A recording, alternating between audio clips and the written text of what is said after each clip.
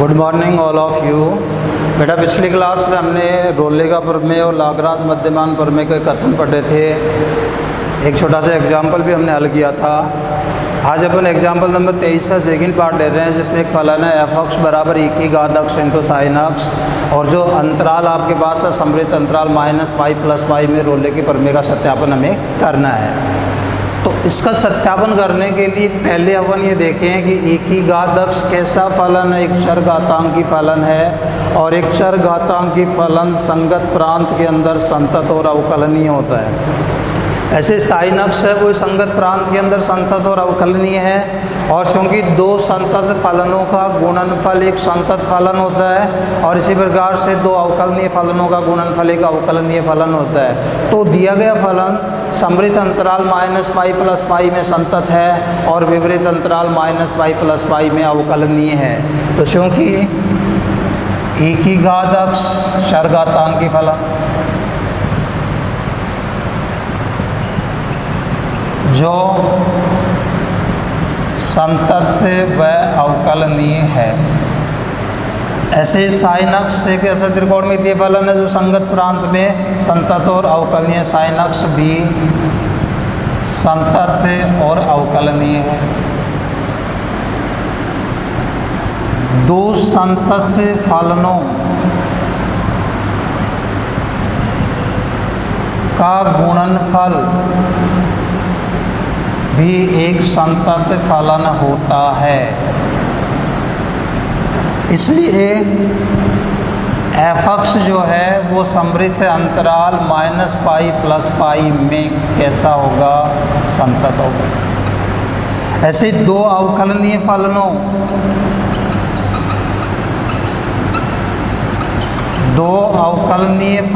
का गुणनफल भी अवकलनीय होता है। और अगर ऐसा है तो एफ अक्ष कैसा हो जाएगा, एफ अक्ष विपरीत अंतराल -पाई प्लस पाई में क्या होगा, अवकलनीय होगा। दो शर्तें हमने पूरी कर दी। तीसरी शर्त के लिए हम एफ ए और एफ बी का मान निकालें।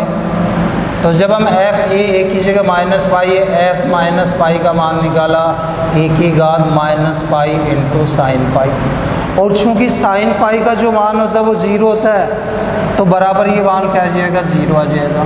फिर हम एफ पाई का मान निकालें, बराबर होगा ए की घात पाई इंटू साइन पाई।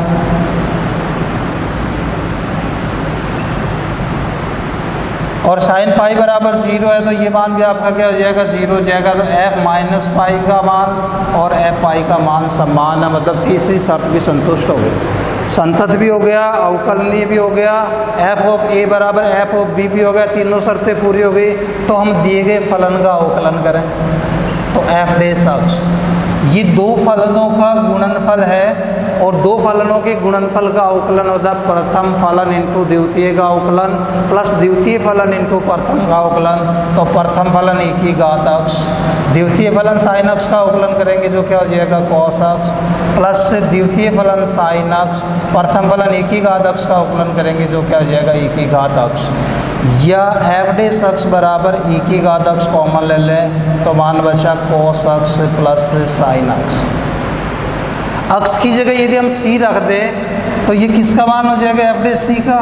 तो एफ डैश सी बराबर होगा ए की घात C into cos C plus sine C. और विपरीत अंतराल ए बी में कम से कम एक बिंदु सी ऐसा विद्यमान होगा जहां एफ डैश सी बराबर 0। तो चूंकि एफ डैश सी का जो मान है वो 0 के बराबर है, और जब एफ डैश सी बराबर यदि 0 है, हम एफ डैश सी का मान रख के सी का मान निकालें। तो एफ डैश सी का मान रख दिया हमने ए की घात C into cos C plus sine C बराबर 0। इन दोनों का गुणनफल वो 0 के बराबर है, 0 के बराबर है। तो या तो cos C plus sine C बराबर 0 या साइन सी बराबर कोस सी को उधर लेके जाएंगे अपन तो माइनस कोस सी, और दोनों पक्षों में यदि हमने कोस सी का भाग दे दिया तो साइन बटे कोस तो हो जाएगा टेन, ये मान हो जाएगा आपका -1, या टेन सी बराबर मान हो जाएगा -10 पाई बटा 4। एक जो मान होता है वो 10 पाई बटे 4 का मान होता है, और यहाँ से ये मान आपका हो जाएगा 10 सी बराबर 10 पाई माइनस पाई बटे 4। टेन 180 माइनस थीटा बराबर होता है -10 थीटा, तो 10 सी बराबर हो गया 10 3 पाई बाई 4, इसलिए 10 सी बराबर हो गया 10 3 पाई बटे 4। तो सी का मान दोनों तरफ इन्वर्स लेके यदि अपन हल करेंगे तो सी बराबर मान कितना प्राप्त हो जाएगा आपको 3 पाई बटे 4, ये मान आपको प्राप्त हो गया। अब आप यहाँ देखिए कि ये जो 3 पाई बटे 4 हमने निकाला है, क्या ये 3 पाई बटे 4 का जो भी मान हमने निकाला है वो मान क्या इसके अंदर विद्यमान है? तो अंतराल क्या था आपका -पाई से +पाई, और हमने जो मान निकाला है ये विद्यमान होगा -पाई से +पाई विपरीत अंतराल में, इसलिए अपन कह सकते हैं कि एफ अक्ष पर रोले का प्रमेय लागू है। ये इसका सत्यापन हो गया। इसके बाद अगला जो उदाहरण है,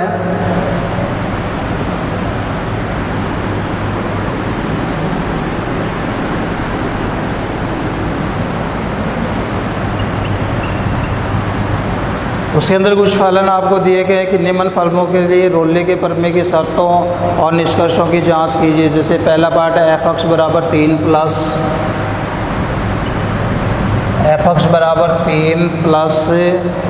अक्ष माइनस 2 की घात 2/3, अक्ष माइनस 2 की घात 2/3, और अंतराल यहाँ पे जो आपको दिया गया वो है 1 3। तो इस फलन के अंदर यदि अपन देखें कि यहाँ जब भी अपन ये तो आपका वास्तविक मान है ही, अक्ष की जगह 1 रखेंगे तो वास्तविक मान आएगा, अक्ष की जगह 2 रखेंगे तो वास्तविक मान आएगा, अक्ष की जगह 3 रखेंगे तो भी वास्तविक मान आएगा। तो ये इस अंतराल के अंदर परिभाषित है। तो पहली शर्त ये संतुष्ट कर रहा है कि एफ अक्ष जो है वो समृद्ध अंतराल 1 3 में संतत है।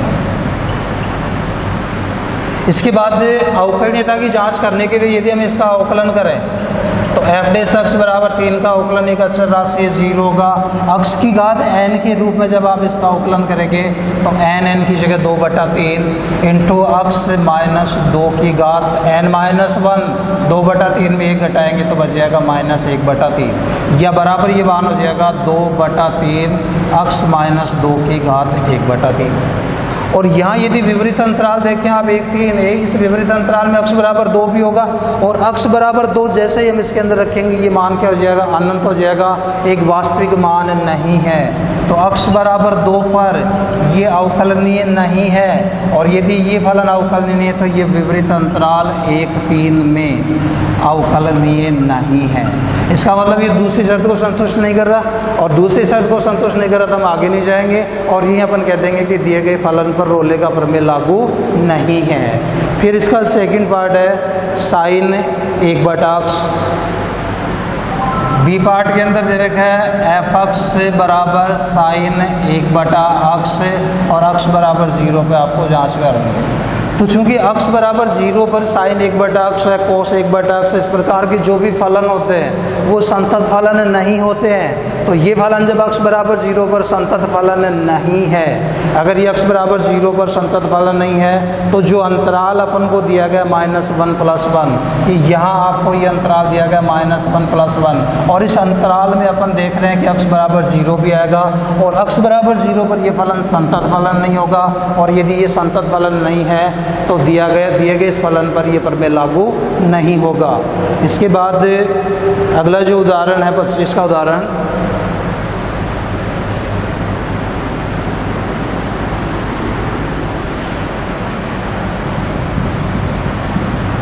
इसका पहला पार्ट है एफ अक्ष बराबर मापांक अक्ष, अंतराल दे रहेगा -1 + 1, और लाग्रांज मध्यमान प्रमेय की वैधता की जांच करनी है हमें। तो चूंकि एफ अक्ष बराबर मापांक अक्ष एक मापांक फलन है, जो संतत होता है।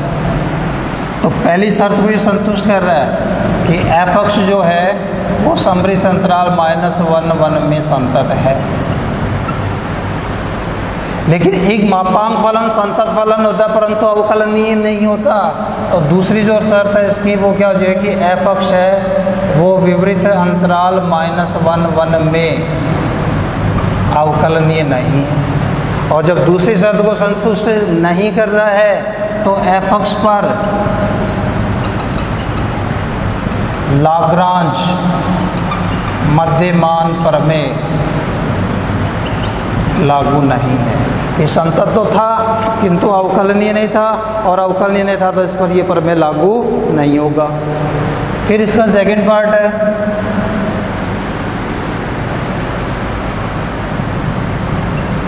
एफ अक्ष बराबर है 1/अक्ष, और अंतराल जो आपको दे रखा है वो -1 + 1 दे रखा है, -1 + 1 ये अंतराल दे रखा है। अब इसे समृद्ध अंतराल में आप देख रहे हैं कि -1 भी आएगा, 0 भी आएगा, +1 भी आएगा। और यदि अक्ष बराबर 0 पर आप इसका मान ज्ञात करेंगे तो 1/0 1/0 क्या होगा? अनंत होगा, और अनंत एक वास्तविक मान नहीं होता। इसका मतलब ये फलन इस अंतराल में परिभाषित नहीं है। तो एफ अक्ष जो है वो -1 + 1 में परिभाषित नहीं है, और परिभाषित नहीं है तो एफ अक्ष से समृद्ध अंतराल -1 1 में संतत नहीं है, और संतत नहीं है तो इस पर लाग्रांज मध्यमान प्रमेय लागू नहीं है। क्योंकि पहली शर्त ही फेल होगी। पहली शर्त थी संतत होना चाहिए, संतत नहीं है, और संतत नहीं है तो इस पर यह प्रमेय लागू नहीं होगा। फिर तीसरा पार्ट है इसका एफ अक्ष बराबर अक्ष से -1/अक्ष, अंतराल आपको दे रखा है 1 और 3।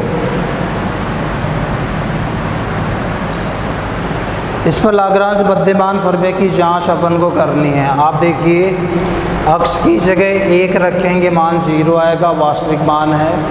अक्ष की जगह 2 यदि आप रखेंगे 2 - 1/2 बराबर मान आएगा 3/2 वास्तविक मान है।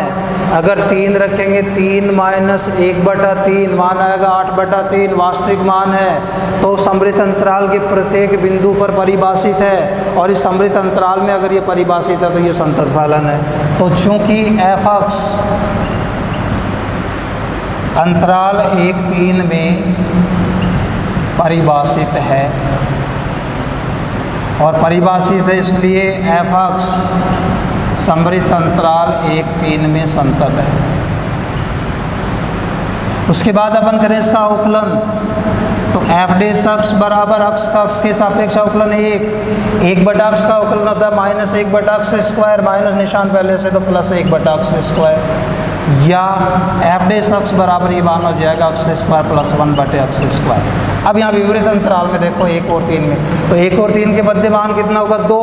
यदि 2 आप इसके अंदर रखेंगे 2 का स्क्वायर 4 + 1/4 5/4 क्या एक वास्तविक मान है, और वास्तविक मान है तो ये परिभाषित है। और अगर ये परिभाषित है तो ये दूसरी शर्त को पूरी करता है, एफ अक्ष से विपरीत अंतराल 1 3 में अवकलनीय है। दोनों शर्तें पूरी कर दी। अब दोनों शर्तें पूरी कर दी तो जो हमने एफ डैश अक्ष निकाला है उसमें अक्ष की जगह सी रखें, एफ डैश सी का मान निकालें। अक्ष की जगह सी रखेंगे, ये क्या होगा? c² + 1/c², तो c² + 1/c²। और अंतराल लाग्रांज मध्यमान प्रमेय में क्या कहा गया था कि अंतराल ए बी में कम से कम एक बिंदु ऐसा विद्यमान होगा जहां एफ डैश सी का जो मान है वो FB - FA/B - A के बराबर होगा। आप देखिए आपकी जगह आपके पास ए की जगह कितना 1, बी की जगह कितना 3, तो आपका ये फॉर्मूला क्या बनेगा? एफ डैश सी बराबर बी का मान 3 रखा, F3, ए का मान 1 रखा, F1, बी की जगह 3, ए की जगह 1। तो हमें क्या ज्ञात करना है? एक तो F1 का मान और एक F3 का मान। तो F1 1 - 1 मान क्या होगा? 0। ऐसे F3 3 - 1/3, 3 3 9 9 में से 1 घटा दें 8/3, और ये सारे मान यहाँ रखो आप। तो यहाँ जब अपन मान रखेंगे एफ डे सी की जगह तो रख दिया हमने सी स्क्वायर प्लस 1 बटे सी स्क्वायर बराबर है एफ 3 की जगह रख दिया हमने 8 बटे 3 माइनस एफ 1 की जगह 0 बटा 3 माइनस 1 मान कितना हो जाएगा 2 या सी स्क्वायर प्लस 1 बटे सी स्क्वायर बराबर 8 बटे 3 में 2 का भाग दे दे ये मान हो जाएगा 4 बटे 3। वजर गुणा कर दें तो 4 को सी स्क्वायर से गुणा किया 4 सी स्क्वायर, ये मान इससे गुणा होगा तो 3 सी स्क्वायर प्लस 1। इस 3 सी स्क्वायर को यदि हम इधर ले जाएंगे तो 4 सी स्क्वायर में 3 सी स्क्वायर घटेगा, बचेगा सी स्क्वायर बराबर 1 या सी बराबर क्या आ जाएगा प्लस माइनस 1। अंतराल क्या आपका 1 से 3, तो यह माइनस 1 तो इस अंतराल में नहीं है 1 से 3 में, तो ये तो इसका मान हो नहीं सकता। एक जो मान आएगा वो इस अंतराल के अंदर है, तो अपन कह सकते हैं कि दिए गए फलन पर लाग्रांज मध्यमान प्रमेय लागू है। इसके बाद इसका चौथा पार्ट है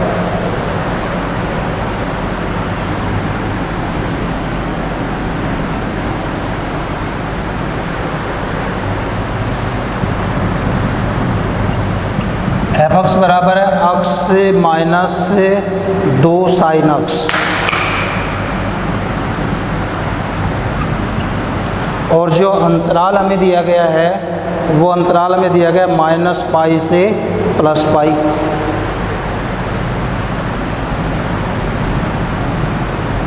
लाग्रांज मध्यमान प्रमेय की हमें जांच करनी है। तो लाग्रांज मध्यमान प्रमेय की जांच करने के लिए बेटा देखो, अक्स से एक तत्समक फलन है जो संतत भी होता है अवकलनीय भी होता है, साइन अक्स से एक ऐसा फलन है जो संतत भी है और अवकलनीय भी है, और दो संतत फलनों का अंतर एक संतत फलन होता है। इसी प्रकार दो अवकलनीय फलनों का अंतर एक अवकलनीय फलन होता है। तो ये चीज़ें आप इसको अंदर लिख देंगे, और पहली शर्त में आप लिख देंगे कि एफ एक्स समृद्ध अंतराल माइनस पाई प्लस पाई में संतत है। क्यों है? इसलिए है कि अक्ष संतत है, साइन अक्ष संतत है, दो संतत फलनों का अंतर एक संतत फलन होता है। इसी प्रकार अक्ष है वो एक अवकलनीय फलन है, साइन अक्ष एक अवकलनीय फलन है, और दो अवकलनीय फलनों का अंतर भी अवकलनीय होता है। तो एफ अक्ष विपरीत अंतराल माइनस पाई प्लस पाई में अवकलनीय है। ये दो चीज़ें तो हो गई आपकी। हम ज्ञात करें एक तो एफ माइनस पाई का मान जो जाएगा minus pi minus 2 into sine minus pi, या बराबर ये मान आ जाएगा minus pi. Sine minus theta minus sine theta तो 2 साइन पाई आएगा, साइन पाई का मान 0 होता है। उसके बाद हम एफ ओ पाई का मान निकालें, अक्ष की जगह रख दिया पाई माइनस 2 साइन पाई, फिर साइन पाई का मान 0, तो एफ पाई का मान भी कितना आ जाएगा पाई आ जाएगा। फिर हम इसका अवकलन करें तो अवकलन जब हमने किया एफ डैश अक्ष बराबर अक्ष का अक्ष के सापेक्ष बेटा अवकलन किया 1, यहाँ 2 अक्षर राशि है साइन अक्ष का, यदि अपन अवकलन करेंगे तो साइन अक्ष का अवकलन क्या हो जाएगा कोस अक्ष, तो 1 माइनस 2 कोस अक्ष इसका अवकलन हो गया। अक्ष बराबर सी पर यदि एफ डैश अक्ष निकालेंगे तो एफ डैश सी बराबर हो गया 1 माइनस 2 कोस सी। फिर लाग्रांज मध्यमान प्रमेय में ये कहा गया था कि विपरीत अंतराल ए बी में कम से कम एक बिंदु ऐसा विद्यमान होगा जहां एफ डैश सी बराबर F B, F dash C बराबर F B minus F A बटा बी माइनस ए। तो एफ डैश सी का तो मान रखा हमने 1 माइनस, या एफ डैश सी बराबर एफ ओ बी, बी की जगह पाई है तो क्या हो जाएगा एफ ओ पाई, माइनस ए की जगह माइनस पाई है तो एफ ओ माइनस पाई बटा बी, बी की जगह पाई और ए की जगह माइनस पाई। एफ डैश सी की जगह मान रख दिया हमने 1 माइनस 2 कोस सी, एफ ओ पाई का मान हमने रखा पाई। इसी प्रकार एफ ओ माइनस पाई का मान माइनस पाई, माइनस निशान पहले से तो प्लस पाई, और ऐसे हर में मान पाई माइनस और माइनस गुणा हो तो प्लस पाई। तो यहाँ से आपको क्या मिल गया? यहाँ से आपको मान मिल गया 1 माइनस 2 कोस सी बराबर 1। ये 2 पाई बटा 2 पाई बराबर क्या हो जाएगा 1, 1 से 1 कैंसिल हो जाएगा, तो आपके पास मान क्या बचेगा माइनस से 2 कोस सी बराबर 0, और माइनस 2 का भाग दे दिया तो कोस सी बराबर क्या हो गया 0। जब कोस सी बराबर 0 तो कोस सी बराबर क्या हो जाएगा 2n प्लस 1 इंटू पाई बटा 2। कि पिछले क्लास के अंदर आपने व्यापक हल ज्ञात किए थे, त्रिकोणमितीय समीकरणों को जब आपने हल किया था तो व्यापक हल आपने प्राप्त किए थे। यदि कोस अक्ष बराबर 0 तो अक्ष बराबर 2n प्लस 1 इंटू पाई बटा 2। यदि n बराबर 0, यदि यहाँ c बराबर ये मान आ गई, यदि n बराबर 0 तो c बराबर मान हो गया पाई बटा 2।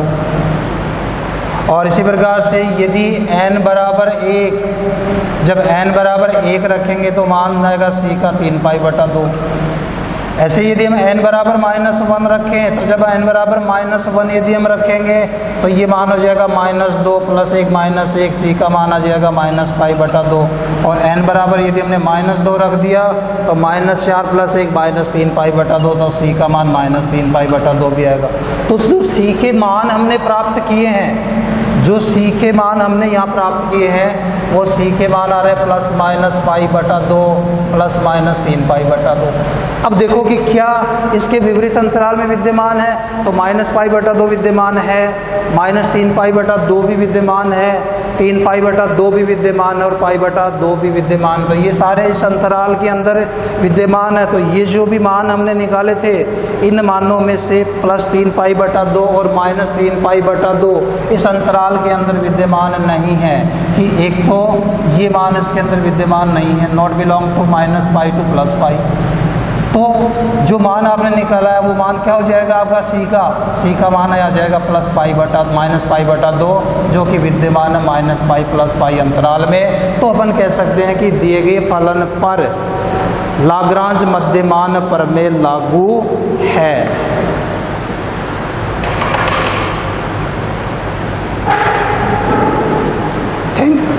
थैंक यू, धन्यवाद।